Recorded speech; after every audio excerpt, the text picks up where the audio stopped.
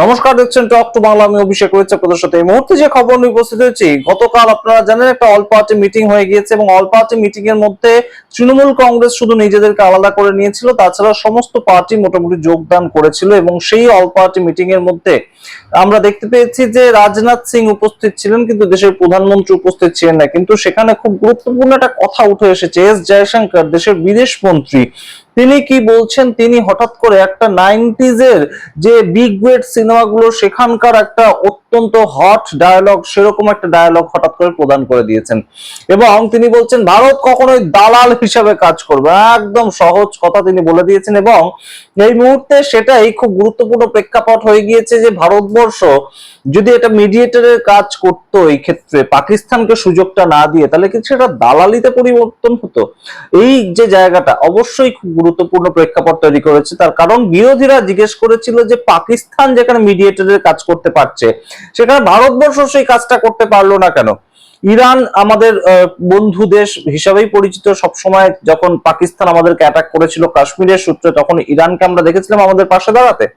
আমরা দেখেছিলাম ইসরায়েল আমাদের বন্ধু রাষ্ট্র এবং অবশ্যই আমরা দেখতে পেয়েছি যে আমেরিকা আমাদের অ্যালাই দেশ। তো সেই ক্ষেত্রে এই তিনটে দেশের মধ্যে যখন কনফ্লিক্ট, তখন ভারতের তো এগিয়ে যাওয়া উচিত ছিল সবার আগে এবং ভারত এগিয়ে গেলে যদি বলতো যে নিউ দিল্লিতে আপনারা আসুন, নিউ দিল্লিতে বসে আপনাদের সবার সঙ্গে একসাথে একটা বৈঠক করে আমরা একটা শান্তির বার্তা নিয়ে আসি, তাহলে সেই কাজটা কেন করতে পারলো না ভারত? তখন এই প্রশ্ন করতেই বিরোধীদের পক্ষ থেকে এস জয়শঙ্কর কি বলছেন, ভারত কোন দালালের কাজ করবে না। অদ্ভুত একটা আচরণ। আমরা জানি না যে এই মুহূর্তে এস জয়শঙ্কর কিভাবে বিদেশ নীতিটা সামলাচ্ছেন, তবে বিভিন্ন সময় রাজনৈতিক বিশ্লেষকরা যে কথাটা বলেন, একজন পলিটিক্যাল মানুষের দরকার এই মুহূর্তে এস জয়শঙ্করের পদে বসার। তার কারণ তিনি একজন ডিপ্লোম্যাট ছিলেন, তিনি একজন আইএএস অফিসার ছিলেন।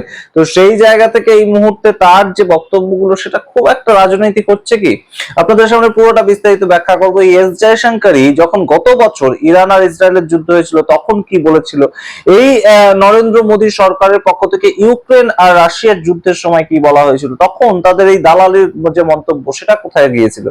অবশ্যই আমরা এই নিয়ে বিস্তারিত ব্যাখ্যা করবো। তার আগে অবশ্যই টক টু বাংলা ইউটিউব চ্যানেলকে সাবস্ক্রাইব করে দিন, এই ভিডিও শেষ অবধি দেখুন, স্কিপ না করে। আপনারা জানেন গতকালই আপনাদেরকে দেখিয়েছিলাম যে পাকিস্তান এই মুহূর্তে শেহবাজ শরীফ তার পক্ষ থেকে বলেছে যে আমাদের এখানে আসুন, আপনারা ইসলামাবাদে বসে আপনারা শান্তির বৈঠক করুন। আপনারা ভাবুন, পাকিস্তান নাকি শান্তির কথা বলছে।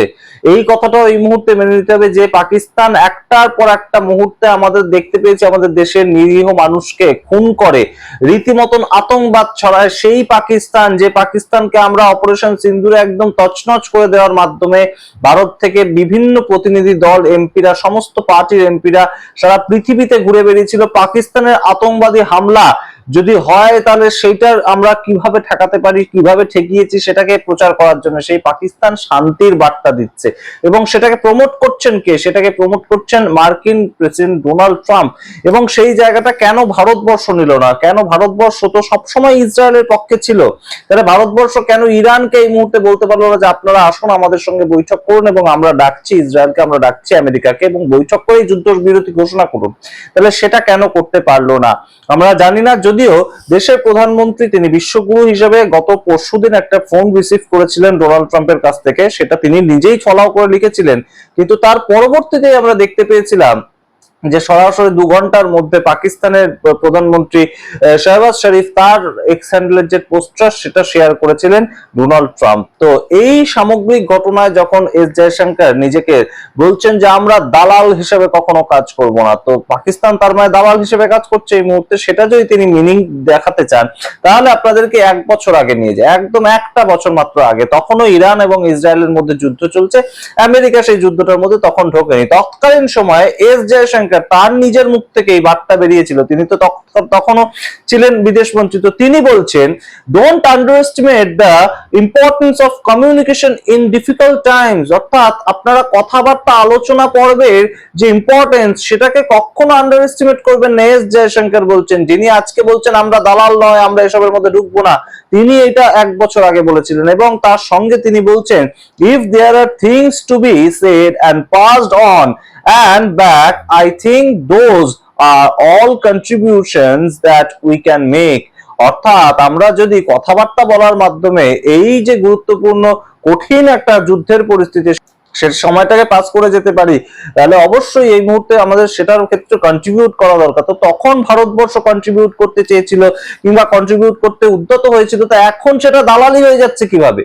এখন সেই কাজটা যদি পাকিস্তান করে থাকে, সেই কাজটা দালালি হয়ে যাচ্ছে কিভাবে? এই সত্যি আমরা জানি না। তবে এই ঘটনা কেন ভারতবর্ষের পক্ষ থেকে করা হলো না, কেন ভারত সরকারের পক্ষ থেকে মিডিয়েটরের কাজটা করা হলো না, এটা কিন্তু খুব গুরুত্বপূর্ণ একটা প্রেক্ষাপট। এছাড়া আপনাদেরকে জানাই, এই যে বিরোধীরা প্রশ্ন করেছে যে ভারতবর্ষ এই কাজটা করলো না কেন, পাকিস্তান এই কাজটা করার সুযোগ পেল কি করে, এই প্রশ্ন যখন বিরোধীরা করছে, তো তখন একদম সরাসরি আরেকটা ঘটনা আপনাদেরকে মনে করে। ইউক্রেন এবং রাশিয়ার যুদ্ধের সময় নরেন্দ্র মোদী নাকি যুদ্ধ থামিয়েছেন, এটা প্রচার করেছিল খোদ বিজেপি, এবং বিজেপির একটার পর একটা এক্স হ্যান্ডেল থেকে, নরেন্দ্র মোদীর নিজের এক্স হ্যান্ডেল থেকে এটা প্রচার করা হয়েছিল যে নরেন্দ্র মোদী কি সুন্দর ডিপ্লোম্যাটিক ওয়েতে ইউক্রেন এবং রাশিয়ার যুদ্ধটা থামিয়ে দিয়েছিল। এবং যুদ্ধ শেষে নরেন্দ্র মোদী নিজে দুটো দেশেই ভিজিট করেছিলেন। যুদ্ধ শেষে নরেন্দ্র মোদী নিজে ইউক্রেনেও গিয়েছিলেন, রাশিয়াতেও গিয়েছিলেন, এবং অবশ্যই এটা ভালো একটা উদ্যোগ। যে কোনো কেউ যদি যুদ্ধ থামানোর পক্ষে কথা বলেন, সেটা ভালো একটা উদ্যোগ, এবং ভারতবর্ষ সেই উদ্যোগটা ছাড়লো কেন? এই ক্ষেত্রে আমরা জানি না যে ভারতবর্ষ রাশিয়ার সঙ্গে এবং ইউক্রেনের সঙ্গে যুদ্ধ থামাতে উদ্যত হয়েছিল, যে নরেন্দ্র মোদী যুদ্ধ থামিয়ে সম্পূর্ণ একদম সরাসরি গিয়েছিলেন রাশিয়া এবং ইউক্রেনে ভিজিট করেছিলেন, তো সেই জায়গাটা এখন এই যুদ্ধটা থামানো তো আরো গুরুত্বপূর্ণ। তার কারণ ভারতবর্ষ সবচেয়ে বেশি সাফার করছে ইরান ইসরায়েলের যুদ্ধের ফলে। ভারতবর্ষ এই যে বিভিন্ন মিডল ইস্টের দেশ রয়েছে, গালফ কান্ট্রিগুলো রয়েছে, তারপরে যদি কোনো দেশ ক্ষতিগ্রস্ত হয়, সেটা পাকিস্তান নয়, সেটা চায়না নয়, সেটা বাংলাদেশ নয়, সেটা ভারতবর্ষ। সেই ক্ষেত্রে ভারতবর্ষ যদি এতটা সাফার করে, তাহলে ভারতবর্ষের দেশের প্রধানমন্ত্রী কেন মিডিয়েটরের কাজ করবেন না? এই প্রশ্নটা অবশ্যই স্বাভাবিকভাবে উঠে আসে। এবং এস জয়শঙ্কর এই মুহূর্তে কি বলছেন? এই মুহূর্তে বলছেন যে ভারতবর্ষ কখনোই দালালি করবে না। আপনারা বোঝার চেষ্টা করুন, এই মুহূর্তে ভারতবর্ষ যে ট্রেড ডিলটা আমেরিকার সঙ্গে করেছে, সেই জায়গাটায় ভারতবর্ষ কিভাবে মাথা নিচু করেছে। কারণ আপনাদের বারংবার আমরা বলেছি, আরো একবার বলছি, যে ভারতবর্ষ একটা চুক্তি করে এসেছে ট্রেড ডিলের মাধ্যমে। আমেরিকার কাছে তারা সম্পূর্ণভাবে কোনো ধরনের কোনো ট্যাক্স দেবে না, কিন্তু আমেরিকায় গিয়ে যখন ব্যবসা তারা করবে, তারা 18% ট্যাক্স দিয়ে ব্যবসা করবে। অর্থাৎ ভারতীয় ব্যবসায়ীদের ক্ষেত্রে 18% ট্যাক্স আমেরিকা নেবে, কিন্তু আমেরিকান যে কোনো ব্যবসায়ী ভারতে এসে ব্যবসা করবে, 1 টাকাও ট্যাক্স নেবে না। এটা কি ধরনের একটা চুক্তি হয়েছিল আমরা জানি না। এর পরবর্তীতে কি চুক্তি হয়েছে, যে সারা ভারতবর্ষের যে কৃষিজ মার্কেটটা, সেটা খুলে দিচ্ছে ভারত সরকার, ট্রেড ডিলের মাধ্যমে এটা হয়েছে। তো সেটা কিসের মাধ্যমে চুক্তিটা হয়েছে, এবং তার সঙ্গে খুব গুরুত্বপূর্ণ যে জায়গাটা, এবং সবচেয়ে গুরুত্বপূর্ণ বলা যায়, ভারতবর্ষ রাশিয়ার থেকে তেল কিনতে পারবে না, এইটা তারা লিখে দিয়ে এসছে। তো এই ক্ষেত্রে এই এস জয়শঙ্করের এই যে মেজাজ, ভারতবর্ষ দালালি করবে না, সেগুলো কোথায় থাকে এই ট্রেড ডিলটা করার সময়? আমরা সত্যিই জানি না। এই প্রশ্ন বিরোধীরা তুলছেন, এবং অবশ্যই গতকাল যে অল পার্টি মিটিং হয়েছে তাতে তারা সন্তুষ্ট নন। তারা বলছেন যে এই সামগ্রিক বিষয়টা নিয়ে সংসদের অভ্যন্তরে একদম বৈঠক করতে হবে, সংসদের অভ্যন্তরে বিতর্ক সভা তৈরি করতে হবে, এবং সেখানে আমরা আমাদের পক্ষ থেকে যা বলার বলবো।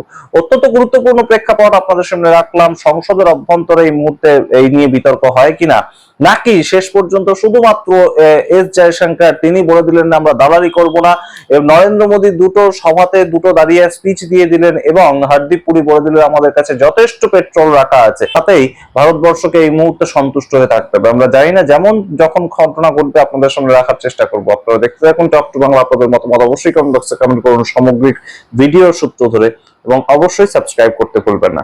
ধন্যবাদ।